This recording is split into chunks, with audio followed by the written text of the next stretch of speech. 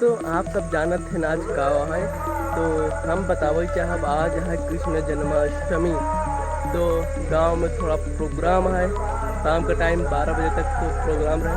तो हम सब चाहते ही हुआ प्रोग्राम में तो वीडियो बना रहा जाए। पूरा प्रोग्राम हम बहुत बढ़िया दिखाओ और बहुत मज़ा आने वाला है वीडियो में। तो प्रोग्राम में बहुत मज़ा आने वाला है, तो बना रहा जाए वीडियो में। कृष्ण जन्माष्टमी के त्यौहार पे मनाया जाएगा, ये सब मज़ेदार है तो पूरा रह जाए। कृष्ण जन्माष्टमी के उपलक्ष्य में बनाता है फूल के माला, तो कृष्ण भगवान का चढ़ाई जाए, पहनाई जाए।